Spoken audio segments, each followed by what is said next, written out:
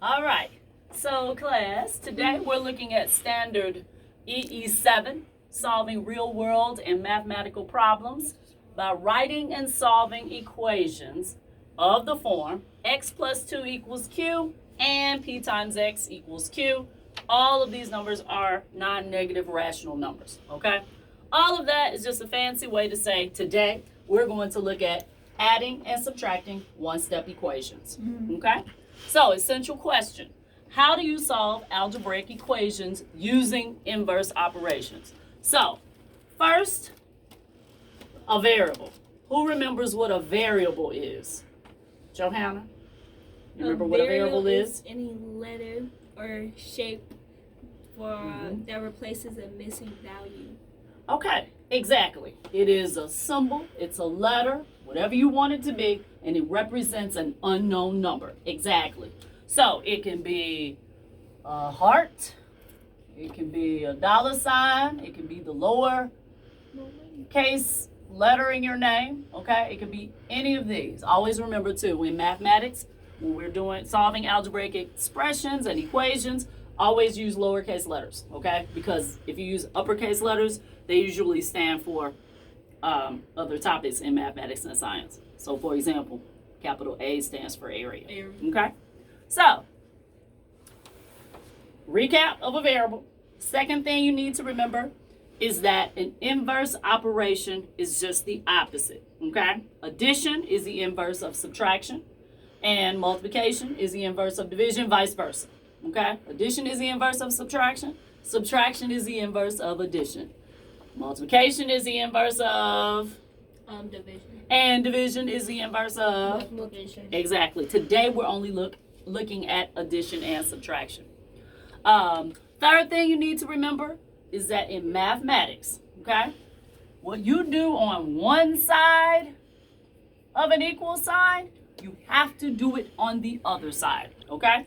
So what you do on one side in mathematics, you have to do it on the other side, okay? So, we watched our math antic, all right, and he kind of briefly gave us what we're doing today. So let's look at our first problem. I'm going to model exactly how you need to read through these problems and solve them, okay? So, I'm going to write this down. I need for you to write while I write. Jacob spent $6 of his money.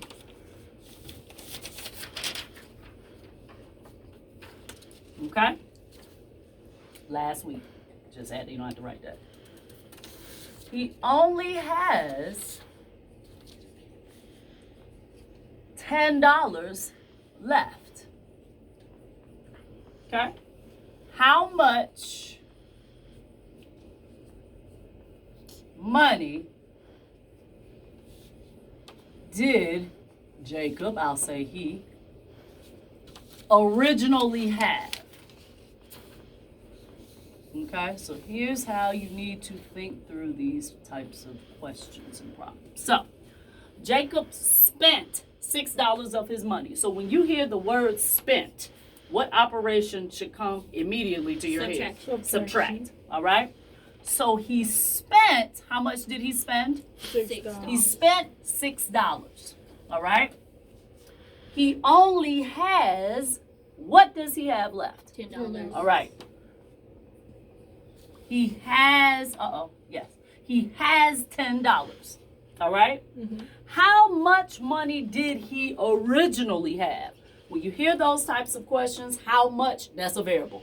All right? How much? Once again, we can use whatever lowercase letter, whatever symbol. I'm going to use M for money. Okay? How much money did he originally have? There's your equation. Okay? So now we are going to solve it. Now, for many of you, we can look at that and we know what M is. What is M? 16. It's 16, right? However, as you all progress in mathematics and get 7th and 8th grade, those numbers aren't going to be so easy and pretty. And I want you to know how to solve, okay? So, I need to first isolate the variable. I'm going to write that here. Kind of small, so I don't want to run out of room. I need to isolate the variable. Isolate means what? Who remembers? Isolate the variable. Get it on its own. Getting it on its own. Exactly. I want it by itself. Okay? I need m by itself. So I don't need this -6 here. And the only way I'm going to get rid of it is to take its inverse, which is a +6. Okay? What did I say earlier? Anything you Whatever. do on one side of the equal sign. Do it on the other side. Exactly. So +6 there, +6 here. In mathematics, you need to keep everything neat. -6 and a +6, it cancels out. Bring down your variable. Yay. Equal sign.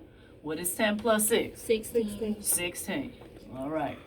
Cool. So we know it's 16. How can we check? All right. You're going to use the method of substitution. So what you're going to do is rewrite your equation, but I'm now going to substitute that m with my 16. So I'm going to say 16, just rewriting, -6 is 10. Is that a true statement? Yes. Yes. It is. Yes. 16 minus 6 is 10. Check. We're done. Okay? So now we're going to look at we're going to work through our 2 triads, okay, in study jams. I'm going to pull that up on the board over here. This is our invisible board. I'm going to pull that here on the board. We're going to work through our 2 triads. And then you all have your independent assignment is Nearpod, okay?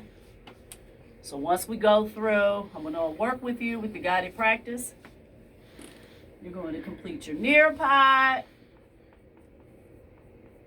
And the code is DTHMS. That's your Nearpod code, okay? For those of you who finish sooner than others, I want you to access Math is Fun. And I have this in Google Classroom as well. You just access the site there. Math is Fun. You're going to play the balance game. Okay, kind of reiterate what we did today. Okay, balance game. All right. And any questions? Everybody's okay on what to do? Yeah. Okay, so let's revoice. So what are we going to do first, Johanna? We're going to log into Nearpod. Okay, and then if you finish before Aja, what are we going to do? We're going to play the balance game on Math is Fun. All right, okay. And then we should be at our last about 10 minutes of class.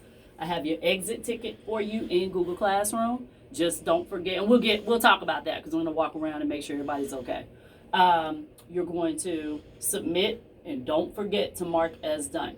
Mm-hmm. All right? Some of y'all forget to mark as done. I need you to mark it as done. Okay? Any questions? Oops. No. We're good? Mm-hmm. Okay. All right. You can go. Begin. I'm going to set the timer.